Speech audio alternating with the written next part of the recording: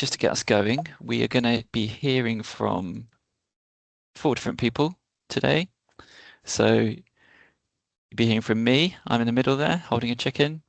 So I'm Sam. I work at the Soil Association. I work in the standards team here. Some of my work is related to poultry, but there's other areas that I'm working on too. We've got Annie Rayner, who's the trial researcher, who will be able to introduce herself when she speaks. And we've got one of our trialists, Mike Mallett, who's a farmer in Suffolk, who will be able to tell you all about the interesting things that he does. And we're also hearing from Liz Findlay, who's based out in West Wales, and hopefully you'll be able to hear from Liz, because we actually haven't heard anything from her. But when we get there, we'll test it out. So this is our rough agenda for the morning. So I'm going to be taking you through just a quick intro to what dual purpose poultry is and why we're trialing. And he's going to be talking through the trial design and the learnings we've had so far. Mike will go through some insight on feeds and breeds. And then we're going to be hearing from Liz about her experience of working with dual purpose poultry over a longer period of time. Then at the end, hopefully we'll have about half an hour for Q&A at the end. So yeah, like I said, put your questions in the chat, but you can also put your hands up, use the little hand raise tool, and you can ask any questions then. Okay, so to take you through, just to introduce the subject, we are, I personally am no big expert in chickens, but I came into this trial through my work at Soil Association, where we're looking to tackle some of the sort of big challenges around chicken. And we're looking at ways to tackle those particularly for organic poultry and egg producers, but for the whole sector at large as well. Now, those challenges are pretty complex and they're really interconnected as well. So often those solutions to those challenges tend to be tackled through a single lens. And what we find is that those more holistic approaches that think about things in the round are a bit overlooked. So what are those challenges? So one area of challenge that the poultry sector faces is around welfare. Now, one of the core things that's sort of built into the laying hen system is the culling of male chicks, a day old, and this has been a public concern for decades, really, but only recently has regulation started to push producers away from this practice across Europe. We've seen that in France, Germany, and Italy. They've now got regulations that restrict the culling of male chicks, and we expect that to happen in the UK soon. Thanks, Laura. Yeah, do let us know if you can't see these slides. Just shout out if you can't. So the poultry industry as well has become increasingly specialized, so separated into meat and egg production.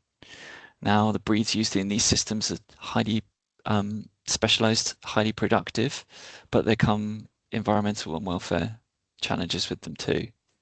They also tend not to be well suited to sort of outdoor systems. And then the second, let's see, where we go moving on. The second big challenge is environmental. So these high performance breeds need high performance feeds, and they're generally reliant on imported soya feed, which provides essential proteins and amino acids that poultry need.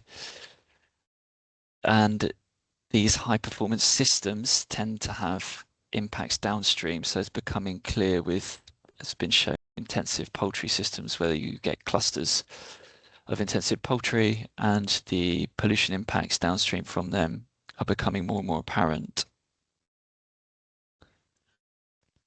So what is dual purpose poultry? So dual purpose poultry is not a new idea. It's generally an old way of doing things, using traditional breeds that produce both meat and eggs from the same breed. Now, many smallholder and backyard producers in Asia and Africa use different kind of breeds that are more consistent with what would be traditional breeds that we would have seen in the UK perhaps a century ago. They tend to have ability to thrive off byproduct diets. The evidence suggests that they can have sort of reduced sort of increased resilience to disease and reduced injuries, and sort of less impact from environmental shocks like extreme heat or cold. Now, the learnings that we've had from Europe have kind of guided our step into this trial as well. So, as I mentioned, the push for dual purpose has been quite strong in other European nations. They've got a more advanced breeding programs for alternative breeds in France and Germany. And this relates to consumer campaigning as well. So there's been a sort of marketing side of the coin too. You can see here we've got this Bruderkuchen Leben schenken, which is basically means giving life to brother chickens. German campaign that's been led by some charities and organizations in Germany. And you can see this image on the right of your screen is a now established consumer labeling branding that goes on eggs in co-ops in Switzerland, I think in Austria and Germany too, which is telling the story about dual purpose poultry. Giving life to the males, I suppose, is the kind of angle that they use there. Now, and why did we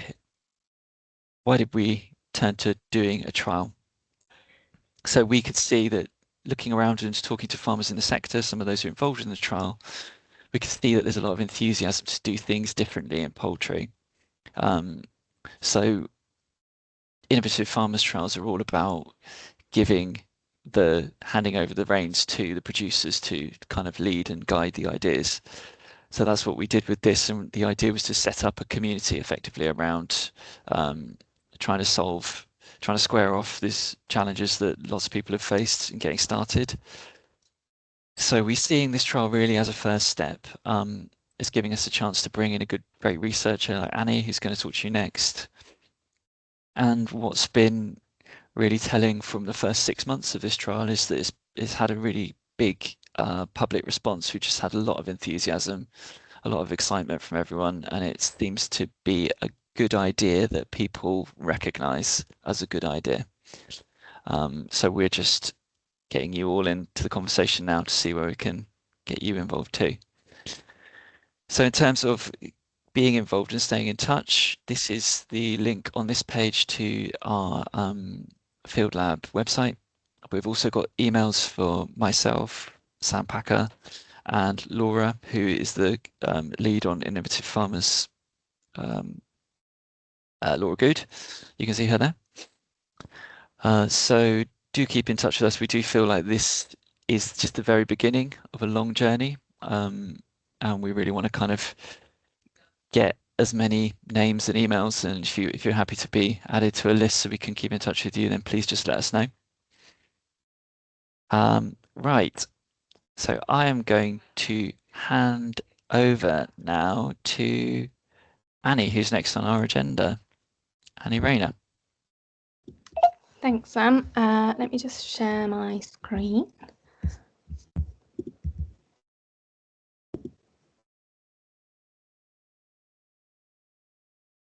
Well, can you see it? Yeah, great. So yeah, thank you guys for all attending. It's really nice to see such a lot of people kind of interested in what we're doing around dual purpose poultry. My name's Annie Rayner, so I am an independent researcher, but I also work with and for Planton Farm, which is one of the farms on the trial.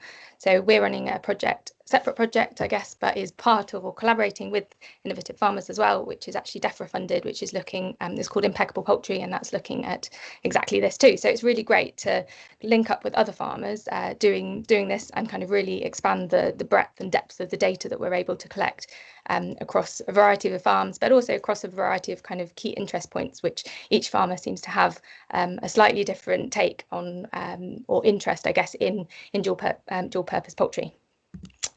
So my background really is in animal welfare. I spent a lot of my career looking at the welfare of chickens within both kind of laying hen systems and broiler systems too. A lot of that work has been around the different breeds and the kind of impact of breed on welfare.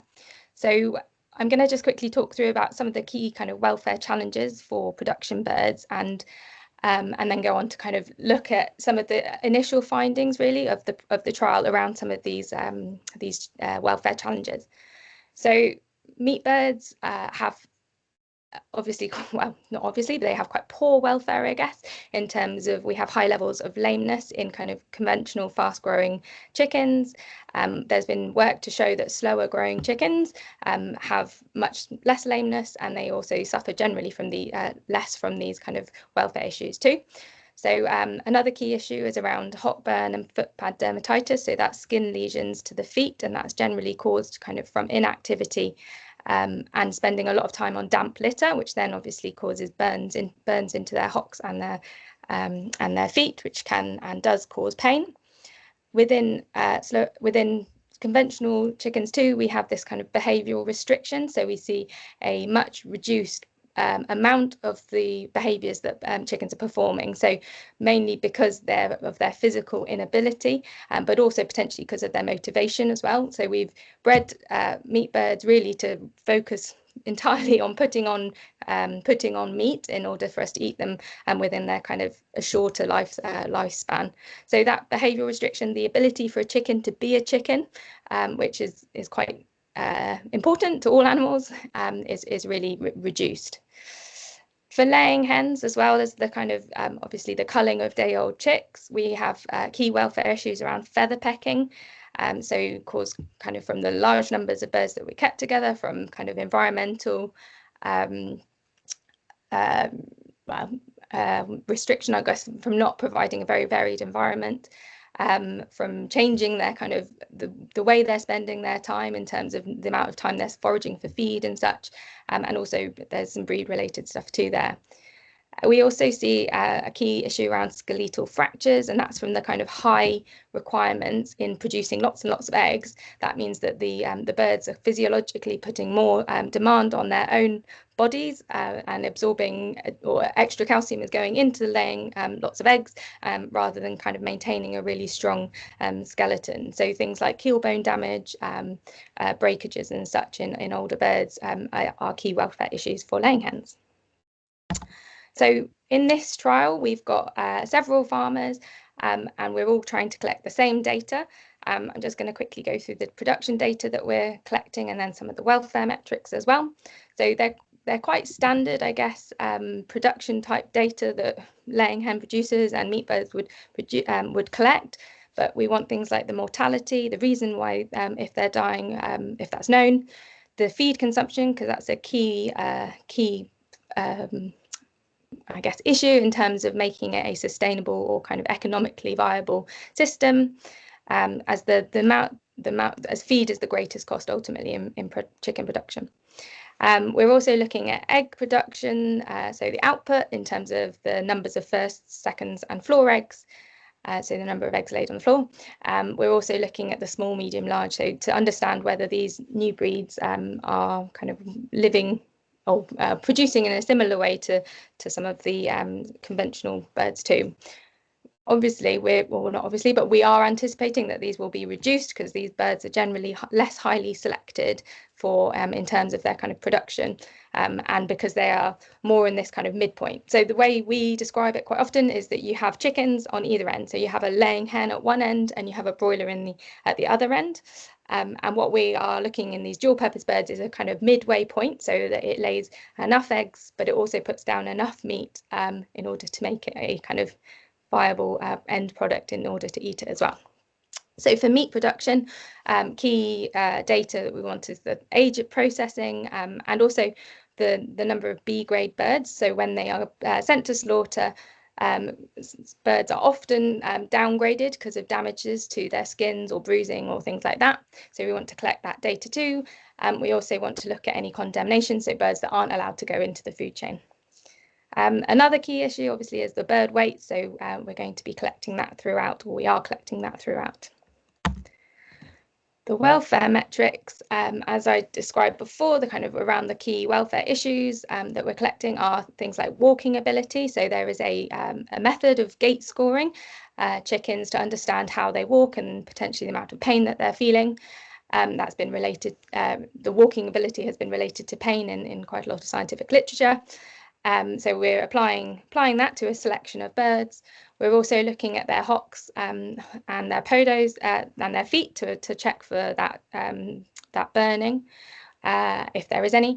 And then we're also looking at feather cover across all of the birds for the kind of as that at a later point. So for the laying hens, definitely in the kind of later ages to make sure that they aren't experience things like feather pecking.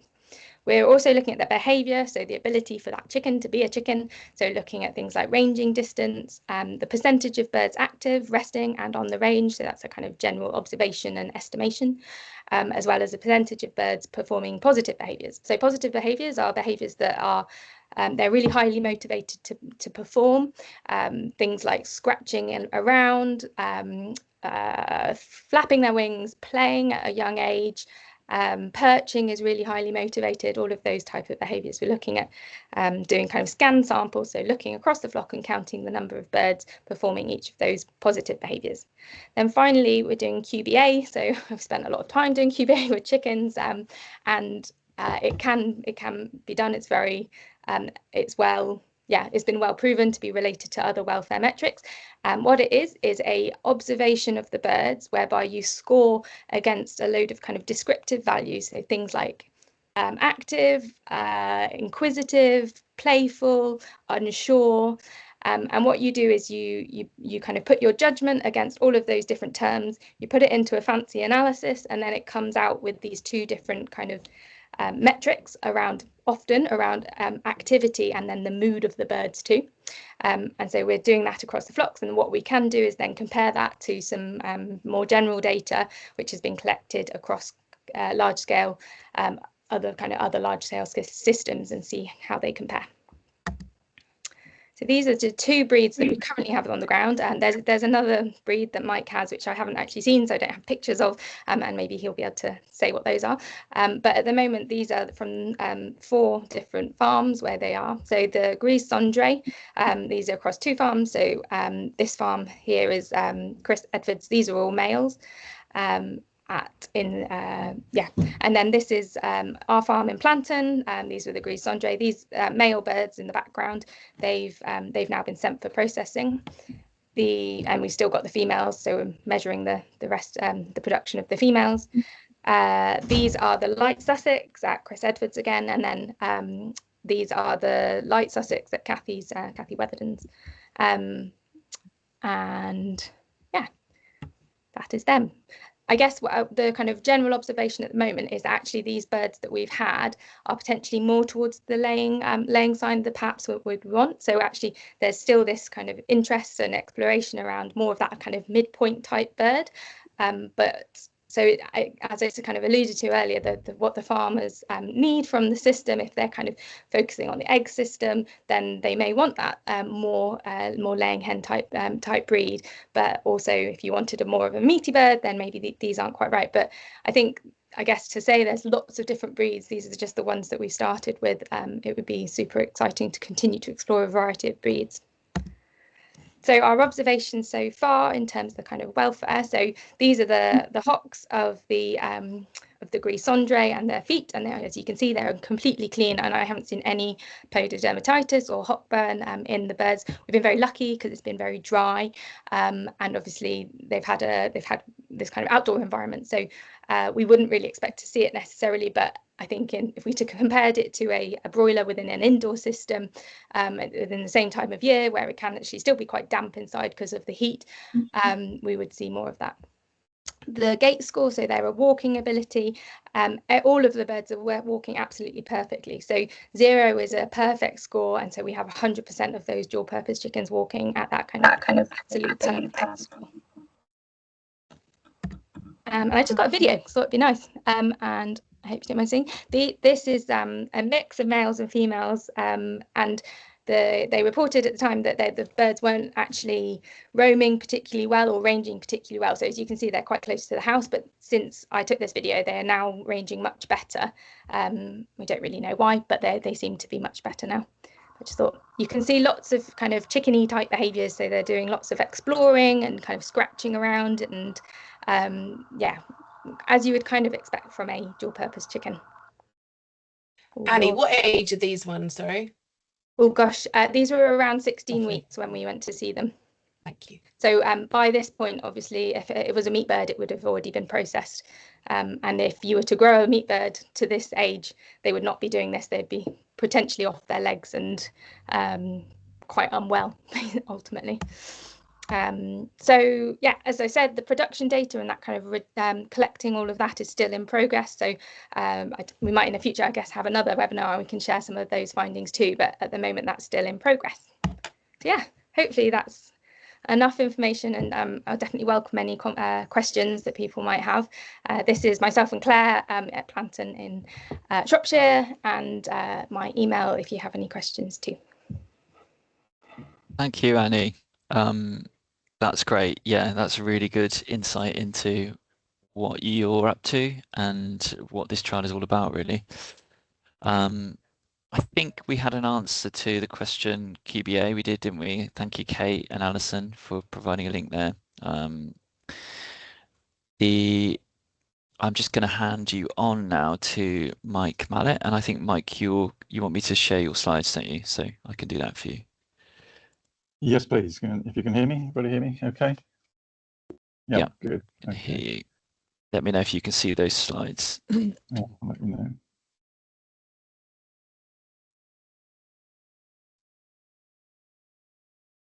I can't yet.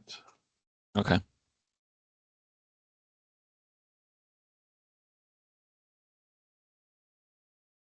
There we go. Yeah, I can see them. Come in, yeah. Now I've got some couple of heads shaking.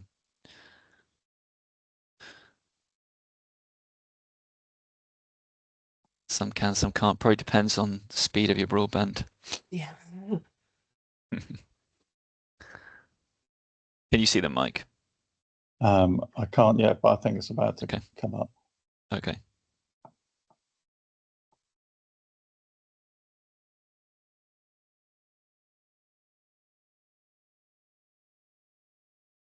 Okay, well, good morning, everyone. My name is Mike Mallett. I manage Maple Farm Kelsale in Suffolk, right on the Suffolk coast.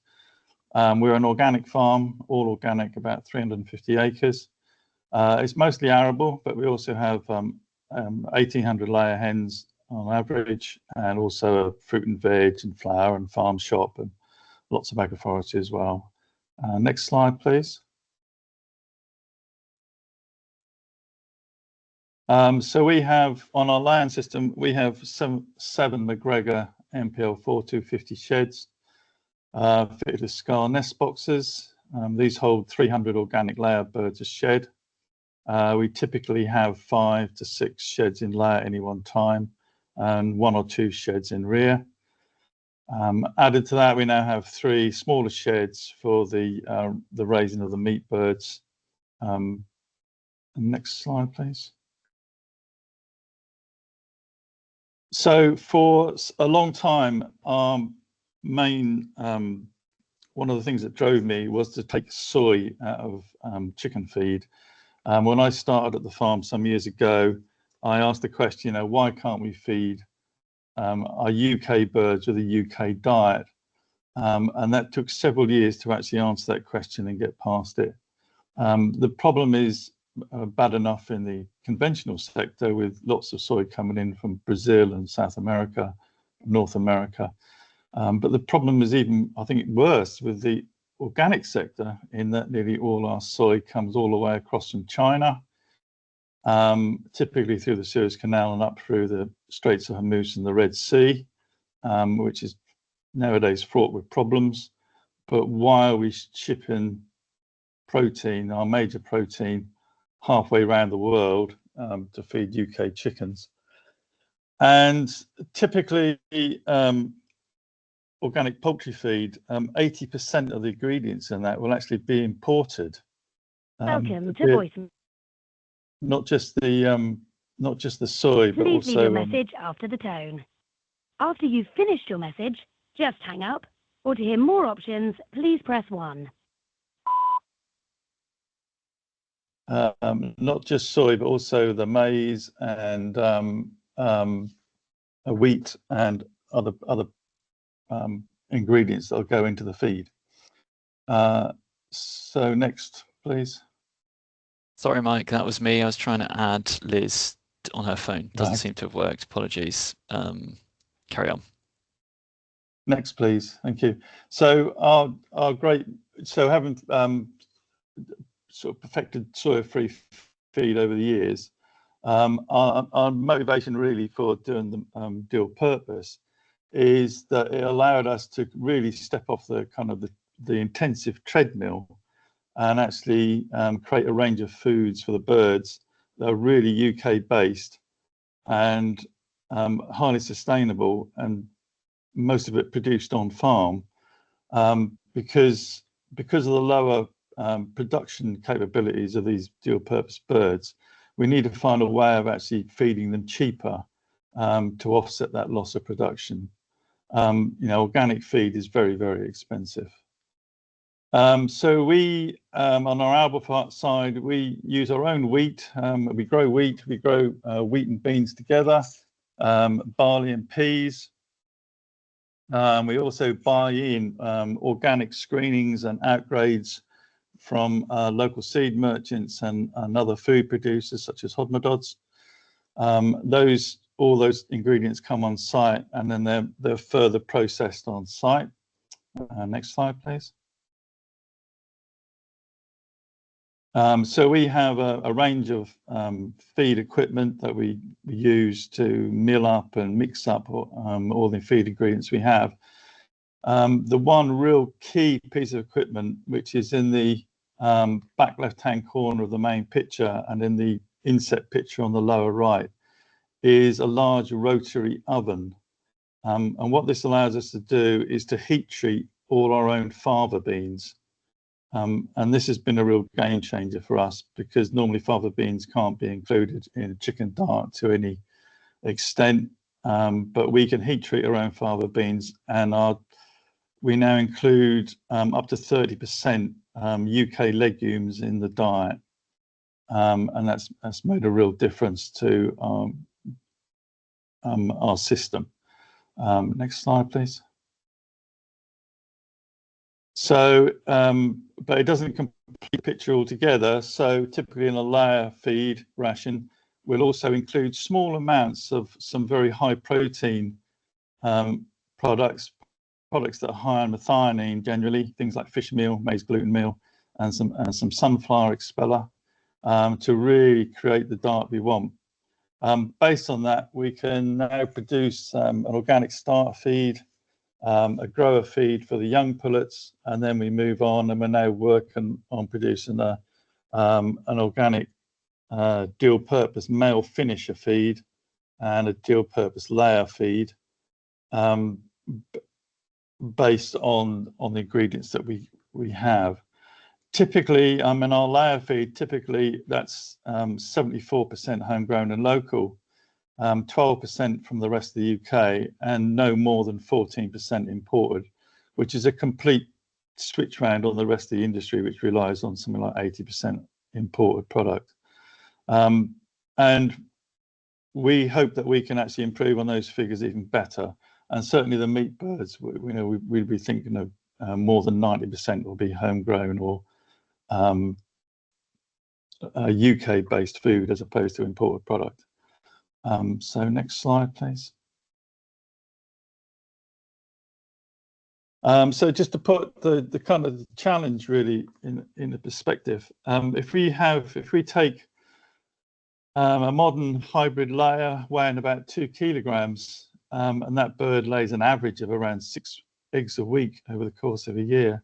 That's an 85% lay rate, which is what you'd expect from a modern hybrid bird in an intensive system. 58-gram egg weight average, that's 300 eggs a year, and that's 17% of the body weight per week of the bird being converted into eggs. If you then go for a slightly heavier bird, we've been running sort of coloured hybrid layers for some time. We work on about a 70% lay rate.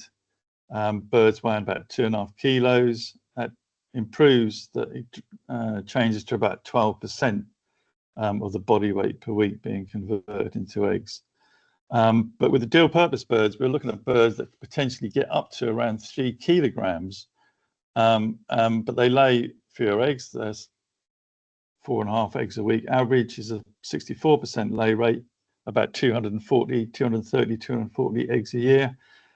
But you're only converting 8.5% of the body weight per week into eggs. So it's a much lower demand on the bird, and hopefully it will be much easier to create a diet that allows them to perform at that rate without having a high cost or a very high protein diet. Next slide, please.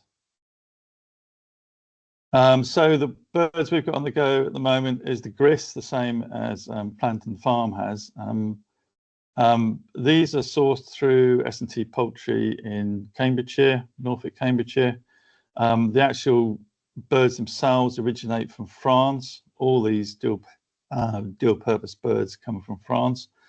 When I'm not completely sure of the parentage of these, but we think it's they're a Sasso hybrid, and there's certainly got some Plymouth Barred Rock in them, and as possibly their Sasso's SA51A hen crossed with their rainbow tea cockerel, but I really can't be sure. And the French producers are very sort of secretive about what's in them. These are the birds in the picture here are female hens. They're now starting to lay eggs. They are 20 weeks old in the picture here. They look really good. They're a very chunky bird. They're up to around 2 kilograms in weight already. They're superb feathers, and they just look really, really good. And they're laying a sort of a nice mid-brown egg. They're now, which looks quite attractive. So next slide, please. So these are the ones that Annie doesn't have. These are Sasso Silvers, which is part of the Sasso breeding line. They've also known in France as Cendres, we know more commonly in the UK as bluebells as well. They're all very, very similar kind of parentage. I think these are basically an SA51 hen crossed with a gris cendre cockerel to create that plumage, but again, we can't be 100% sure. They look very promising. The birds in the picture here are 14 weeks old, and they're making good weight. They are very similar in size or slightly larger than the Sussex birds we have as well. Next slide, please. And this next slide is the classic Sussex, which has obviously been around for a long time. Although the birds we're working with here is obviously Hendrix genetics and Sasso's interpretation of what the Sussex hen is, not necessarily a pure red Sussex. But they look good. They're bigger than the pure hybrid layer versions of the Sussex. And I think these are either going to be Novagen Silvers or Sasso Silvers. Obviously, the Sussex has a long reputation for being a good meat quality bird as well as a layer. Of the three breeds that we've got on the go, I think the Sussex would probably have the poorest performance when it comes to egg lay, going from our historical knowledge of them. And there's other breeds out there that we'd really like to try. Our big handicap so far has been actually being able to import a lot of the breeds that we want. There's the Tetra breeding lines in Hungary. We'd like to get hold of some of them. And Sam mentioned earlier the OTZ lines in Germany. Our original thought was to try and get hold of some of them. And unfortunately, we have yet to be able to get any quantity of those into the UK. It's just too complex. But we want to revisit that as soon as we can and try and bring more in so we can trial them. Next slide, please.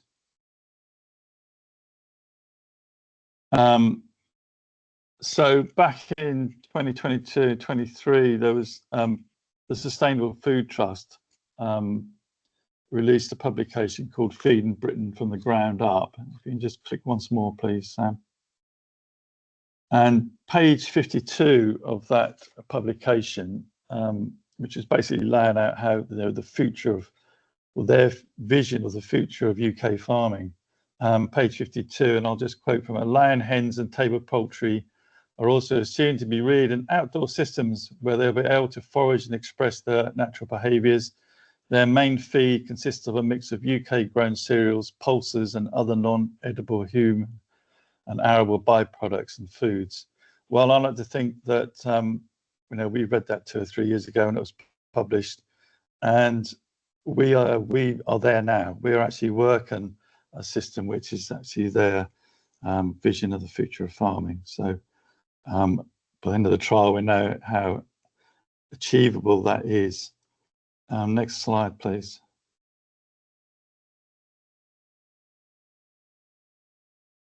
And that's the end. That's the end of my slides. Okay, thank you very much. Thank you, Mike. That was brilliant. And I think that I'm sure that we'll have lots more questions, but there have been some questions about the breeds, and hopefully Mike has started to kind of bring a bit more detail to that, but we can go a lot further into that in a Q&A if that helps. I'm just going to take a second to try and call in Liz on her phone because we don't have a microphone working on the screen. So Laura, perhaps you could just run through any more of those questions that we could perhaps deal with now. Yep, sure, that's great. So one of the questions was from Aaron, Mike, and Annie. Where are you sourcing these birds? At day old, or are you incubating yourself? Do you want to go, Mike? I can answer. Yeah, well, basically, Steve at S&T Poultry in Cambridgeshire, they're near King's Lynn.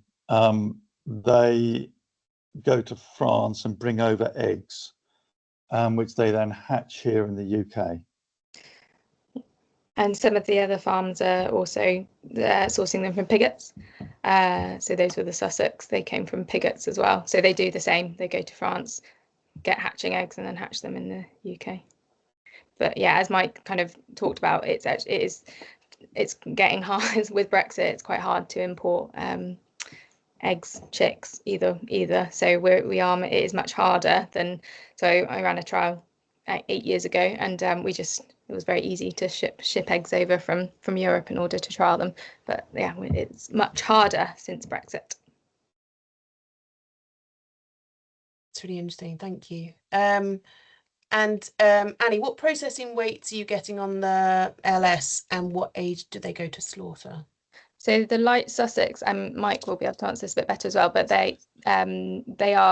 we're processing them a bit, or Mike is processing, and Chris are processing them gradually. So looking at basically when is that optimum time in order to process them.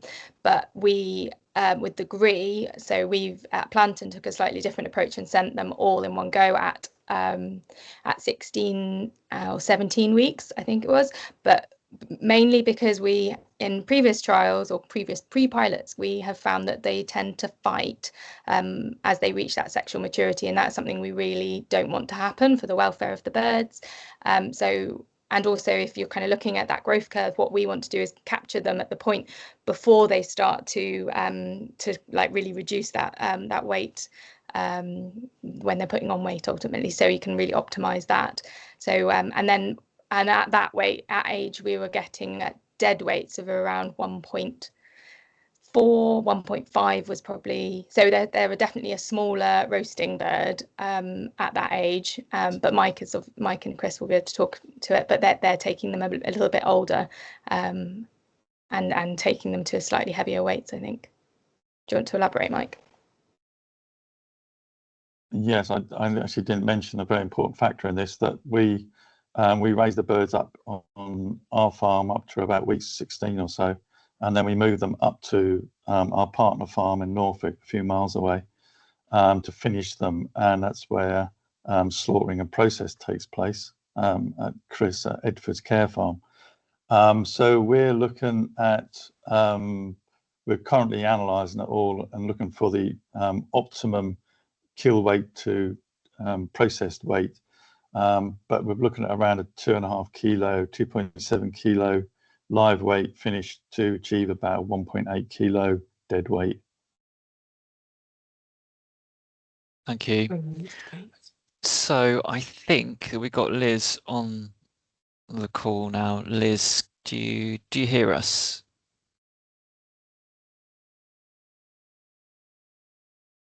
Maybe not. Maybe not.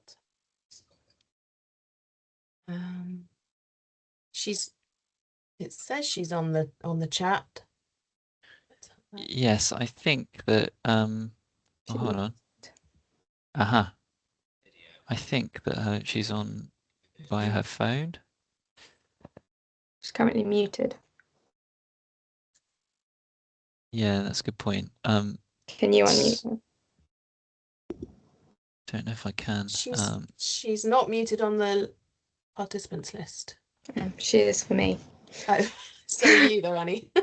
I don't know what's gone wrong here. Okay. We'll try. I mean, Liz, if you can hear us, just feel free to keep talking, and then if we hear you, we'll bring you in. Should we take another question while we yeah. sort of just check? Thank you. Okay.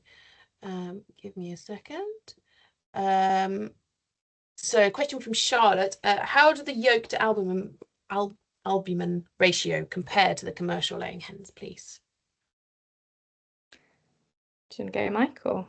Well, that's not a very easy question for me to answer, because we've got no commercial hens to measure them against.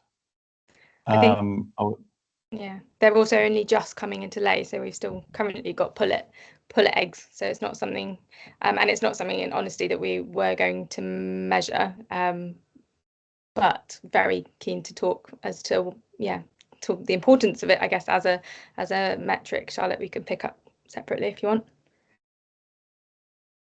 Okay. And then a question from Nikki. Mike, were you planning to do something with crossing leg bars when I visited your agroforestry weekend? Oh, sorry, you were planning to. Has that gone anywhere? No, that hasn't materialised. And a question from Eliza. Mike, do you regularly use homeopathy for any health conditions on your poultry? And if not, how do you manage their health? It's quite a long one. Yeah, no, we have used homeopathy in the past. We haven't had to do so recently. We find that with the hens that we're using, one of the big differences is the fact that they're much hardier. They're much easier to keep, and we don't really see a lot of the health problems that you may associate with modern conventional hybrids. So a lot of the, the birds only receive a Marek vaccination at the hatchery. We don't use any other vaccinations or antibiotics afterwards at all, and haven't done for some years. And we have very, very low mortality through health issues. So we do use things like apple cider vinegar occasionally, and other products like that, natural remedies. But we haven't had to use any intervention through or a medical process for some time on the birds.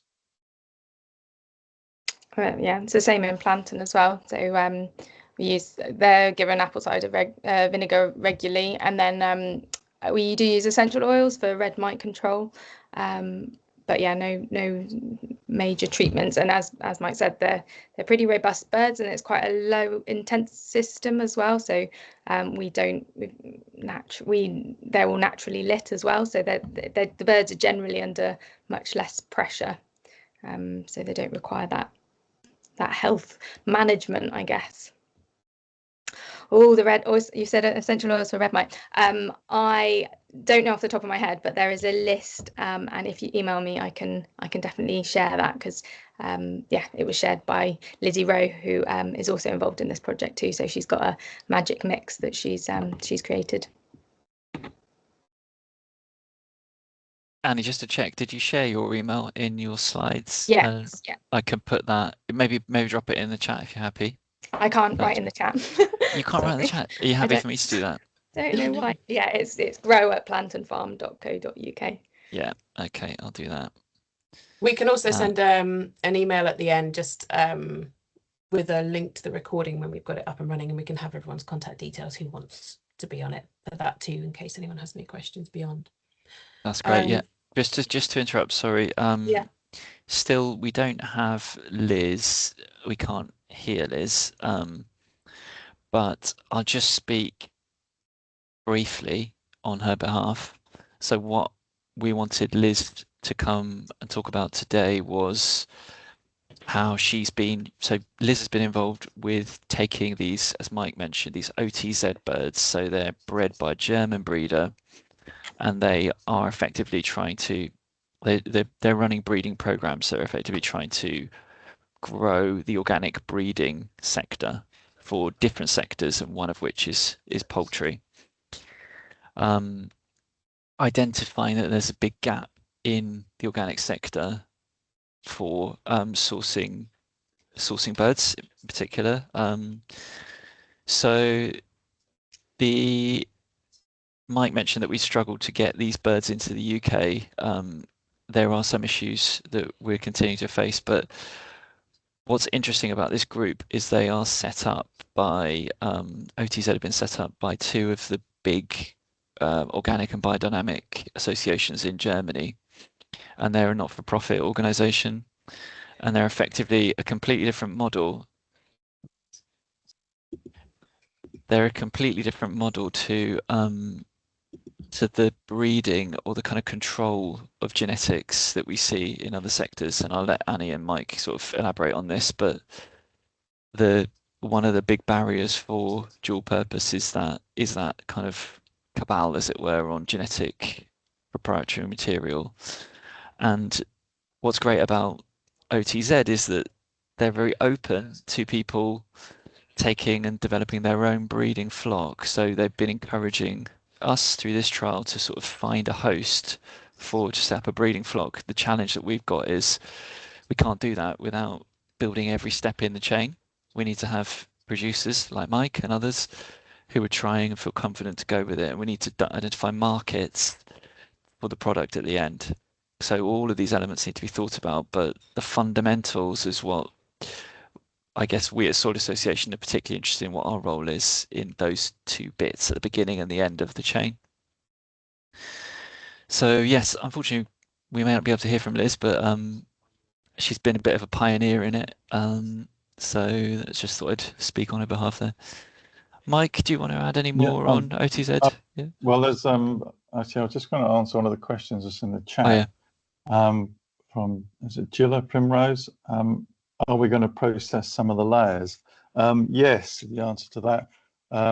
Once we get to the right age, we will actually look at processing some of the layers for either making it into boiling birds or broths and soups and other such things as that. So we'll be monitoring the weight of the layers all the way through and the performance, and assessing the right time to do that.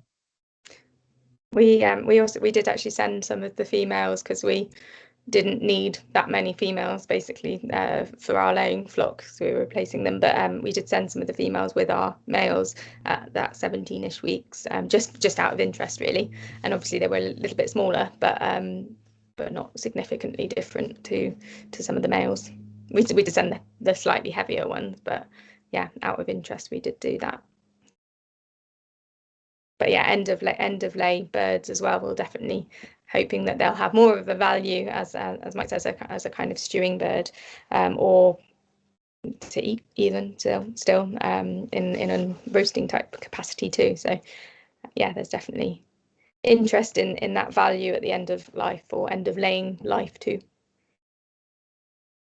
Okay, thank you. I'm going to just keep running through some of the questions in the chat. What I would just invite people to do now is just, if you want to just say something, then put your hand up using the little hand raise tool, and then we can have a bit more of a sort of open conversation if you'd rather do it that way.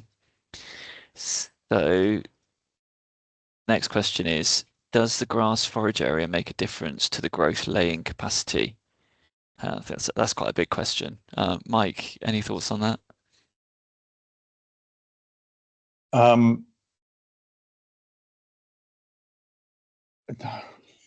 That's a very complex question to answer.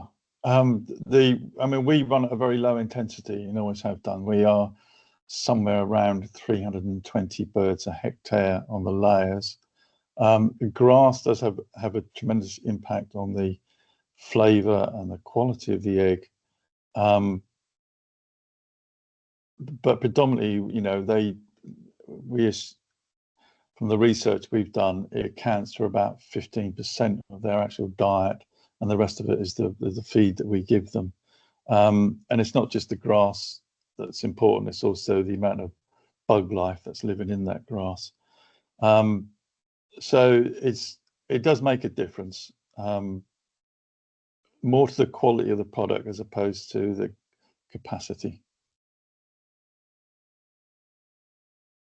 Thank you. Any other thoughts? We've also got other trialists or people included in the trial on the call, so I want to just invite them to come in and say something if they want to, but no pressure. And if they've got an answer to any questions, that's also good. We've got you've answered the question on essential oils, Annie, I think, didn't you? Yeah, great. Okay. And then next question then is, would you recommend a change of diet from standard organics broiler feeds for the dual birds for those of us who can't produce on-farm feed? Yeah, so that's exactly what we've done, is provided a standard, because we aren't in a position where we can mill our own feed. So what we've done is provide just a standard ration to the birds. The grower, the chick crumb and the grower, I think, are the same for laying hens or broilers anyway. I'm from our feed merchant anyway, so actually that's what you put them on anyway. So what I kind of guess part of our Planton's mission really is to explore alternative protein sources, much like Mike is, but maybe more, and also looking into kind of insect proteins as well, or kind of bakery type byproducts and things like that. So, but that's definitely a kind of next step on. What we want to do is establish the right bird in terms of the consumer market, really. So what is viable, that it grows and lays enough eggs, but also puts down enough meat in order to be able to be accepted as I guess, by consumers, which also I guess we haven't really spoken about, but there's definitely this story that needs to be told alongside the birds, because they look very different. They taste quite different. They taste much more gamey, they're much more flavoursome, they taste like chicken, which is really nice. But obviously that's not what the kind of current consumer is really used to. So there's definitely this kind of storytelling side that goes along with the male chick killing, all the other welfare benefits, the potential environmental benefits in terms of the feed we're providing and things like that, that needs to accompany any kind of end product. And so yeah, that's definitely also a challenge to the system, but also a really cool opportunity, because it makes for quite a different product, both in terms of the eggs and the meat that we're supplying.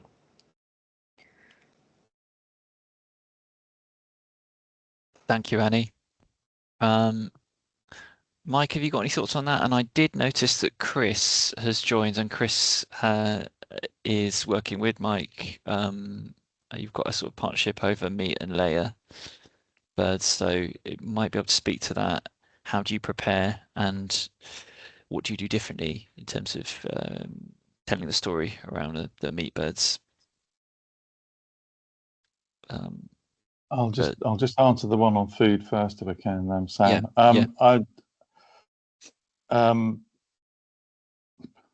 I can't recommend anybody or any company that's actually producing a food that would be better suited for these dual purpose birds, because in the organic sector I just don't think it exists yet.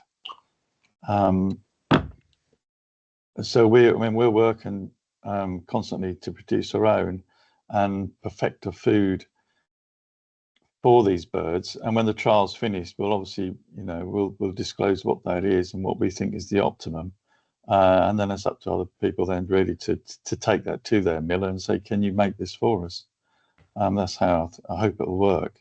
We're constantly monitoring both the performance of the birds in terms of egg lay or weight gain. We're constantly monitoring their weight and their feather quality, and we'll experiment with the feeds we have and the ingredients we have to produce a food that that kind of works for this dual purpose system.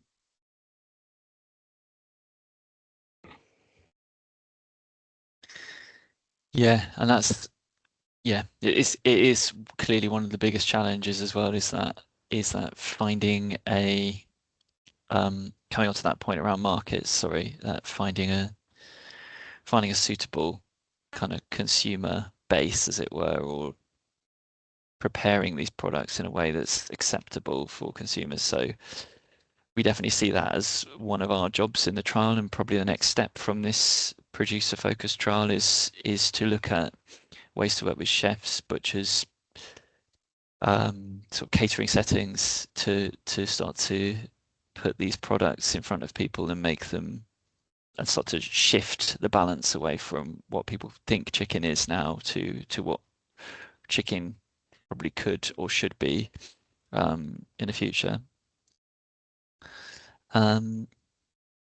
Yeah, right. Let's just have a quick look. So, any more coming in the chat?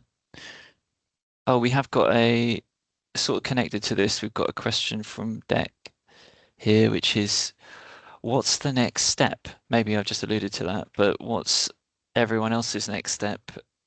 Does Mike intend to breed his own, or where are you going to source meat birds from? I suppose the meat birds question is kind of tied up in the general sourcing, but yeah, I'll just to clarify in case people understand, when we're taking in the chicks, we're taking them in as hatched, so we get both the male and the female birds at the same time. Typically we're taking in flocks of 450 to 500, and then once we get to an age where we can easily separate them, at that point we're separating the males from the females. The females go off to a layer shed, and then the males, we keep them for a few weeks longer before they go up to Chris. And we separate them before there's any social problems by having all the females and males together. So it's certainly done by week 12.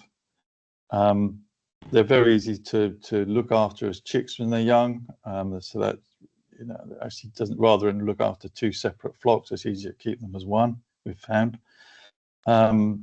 So yeah, so we're just taking them as hatched. Long term, I'm trying to avoid actually becoming a breeder, but to get the bird we want, we may end up having to do that. But I'd rather that it's such a different industry. I'd rather breeders bred birds and we take them and raise them on.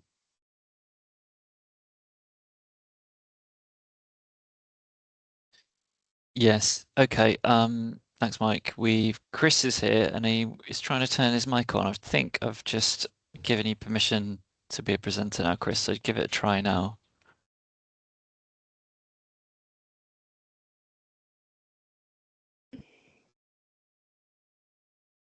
Let's see.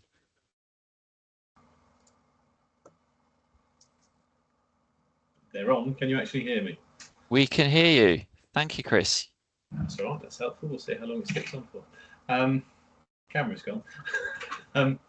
No idea why that won't stay on. So yeah, I think, to be honest, in terms of the processing and some of the sort of questions I've seen the things you're talking about, I think it's just a little bit premature. We're at 20 weeks. I know Annie just said obviously they all went off at 16 weeks.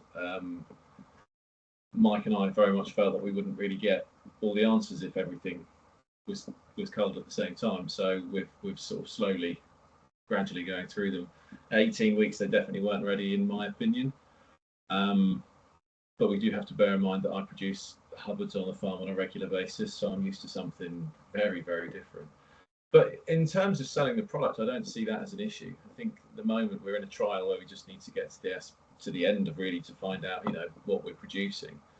But from my perspective, selling to an organic customer base a product which has been reared in the manner in which we're doing so, they're just a lot more open. The customer base is a lot more open to what we're selling. So, you know, we just have to remember we're not competing with Tesco's. We are producing something to a customer base which is already switched on to what we're doing. So from my perspective, that's the target. We might not be there yet, but I don't see why we won't get there. Just with a little bit more trialing, and like, you know, you're talking about the breeding of the birds and the product we get. Some of you know that I think the current batch that I've got probably aren't going to be the best batch for this. I think they're probably sort of heavily weighted from the laying perspective, and they're going to work really well for Mike. But obviously, from our end of things, it's probably not going to be brilliant. But that's the point of a trial, isn't it? We'll get to the end of this batch, and then we'll get those blue Sasso cross. I can't remember what you said they were called now, Mike.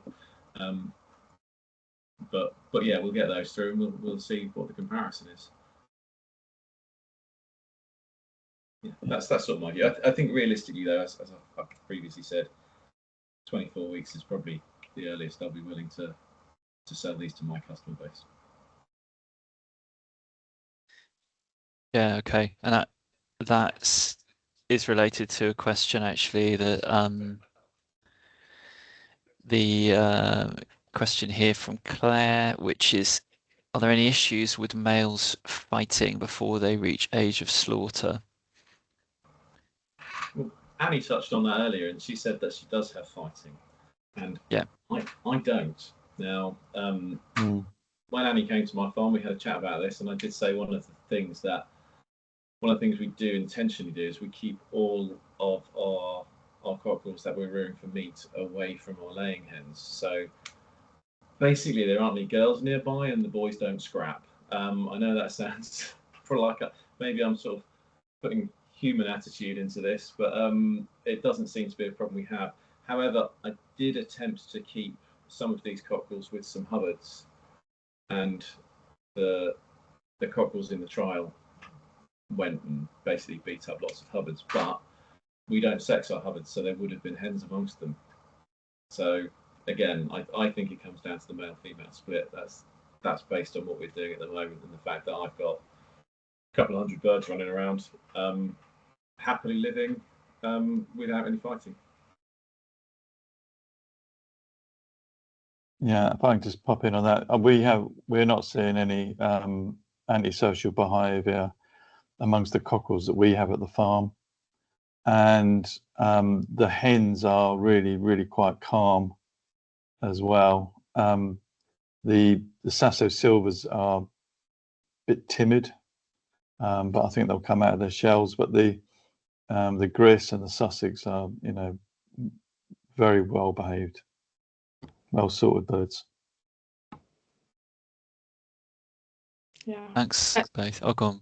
Sorry, I know. Yeah, where we wouldn't have. We definitely took them at the point before, so we wouldn't know with the degrees if they would have started fighting within our system. So we do keep them all together, and then at the point of lay and point of kind of maturity, that's when we would separate them and take the males for processing. So we did that obviously before, but we have had a previous flock where we had to take them. We started to see it rumbling, and it wasn't so good. So we took them, and I know other producers do report or have reported similar things around, but I guess they're also probably keeping them.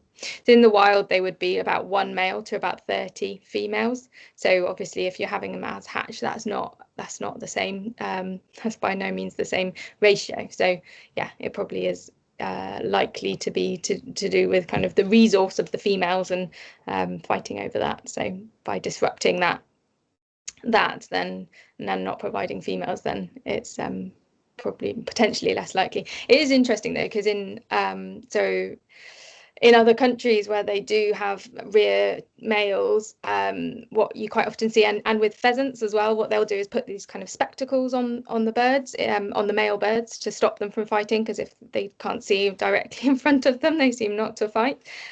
So, which is obviously not ideal for them to kind of be a chicken if they can't use all of their senses. But that's how they deal with it, that's how they deal with keeping large numbers of males together for longer periods.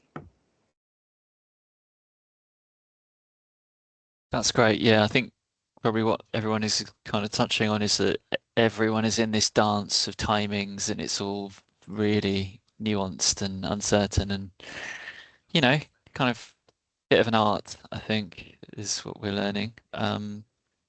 Nikki, you've got a question. I think hopefully you should be able to speak. The settings are a bit funny. Can you hear me? We can hear you. Yeah. Hi. It's very specific, I'm afraid, but it was to draw on the wonderful expertise in the room. I'm doing a very, very tiny trial of my own with 3 dual purpose breeds: Norfolk Greys, Light Sussex, and Cuckoo Morans. The Norfolk Greys, I am having not high mortality, but I'm having sudden deaths in young birds. And I'm on Jersey, so access to veterinary stuff is very limited. But we have finally found out through necropsies that it's an aortic rupture that is causing this. And I wondered if you guys had ever come across that before. The breeder hasn't in the UK, so the stock in the UK is clear of this. And I'm concerned, I'm organic, but I'm concerned about residual heavy metal toxicity on my soils, and wondering if it could be a link with that. But it's specific to this breed as well, which is curious. What are you feeding them? They are imported organic, previously Mole Valley, and now For Farmers feed. I've had the sudden deaths on both, and they've got a very large range of very diverse organic pasture. And tree browse when they were reared as well. They like the trees. And sorry, what was the breed again that's suffering the mortality? It's the Norfolk Greys. I haven't seen it amongst the Light Sussex or amongst the Cuckoo Morans. And it's different ages too, but I even had some, it's that sudden that I had 2 youngsters that had laid an egg one day, and literally the same day they died. And because it's an aortic rupture, of course, it's within seconds. There's a massive blood hemorrhage within the abdominal cavity.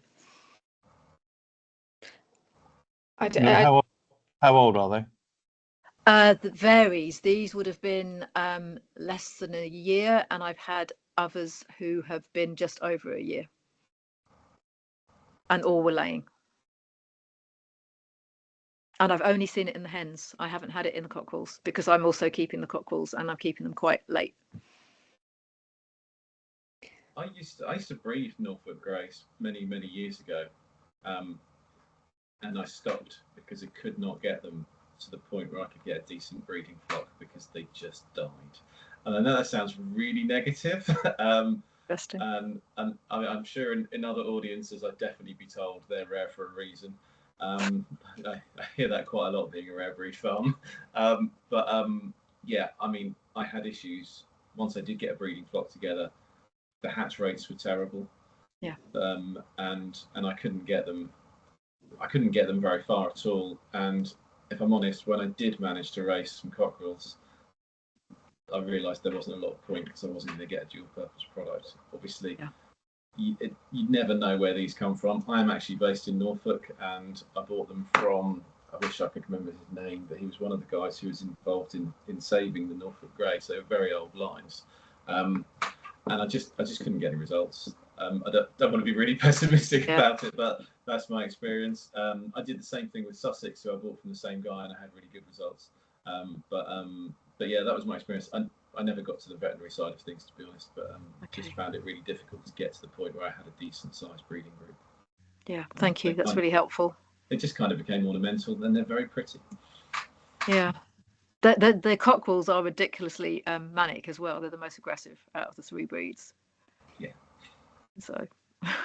Does that sound more reassuring than heavy metals in your soils, which sounds pretty scary? It does really, yes. So thank you. I appreciate that. Okay. I guess if you're not having issues with the other breeds, then it probably tells you it's genetic or some genetically linked issue. And yeah. Yeah, Mhm. thank you all. Okay, have we got any other questions? I'm aware that I don't think people can actually unmute themselves due to some glitch with being a presenter or not, but if you have, just write it, or just see if you can put your hand up, and we'll make sure you can speak, or just write something in the chat if you'd like to.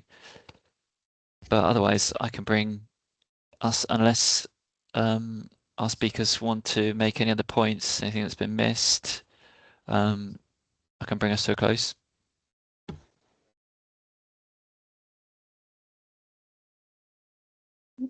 No? Okay. Well, thank you for coming, everyone.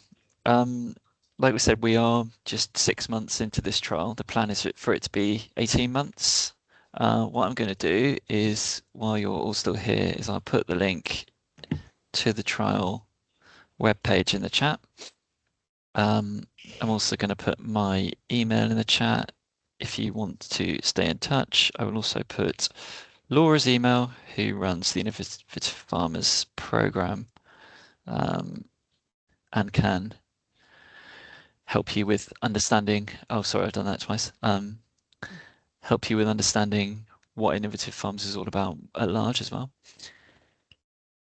Yes, so we'll likely be kind of coming back to speaking to you all, I reckon, towards the end of this year, once we sort of got a bit further with the laying hens, as we understand a little bit more about that. Mike is doing multiple flocks, so he's kind of in progress with at different stages with different flocks, but most producers that we have on the trial are doing a single flock. So yeah, hopefully a bit of learning we'll be able to come back to you in December, and then we'll be bringing the project to a close in the sort of spring, summer next year. Thank you, everyone. I can hear someone typing really loudly. Put me off a little bit, but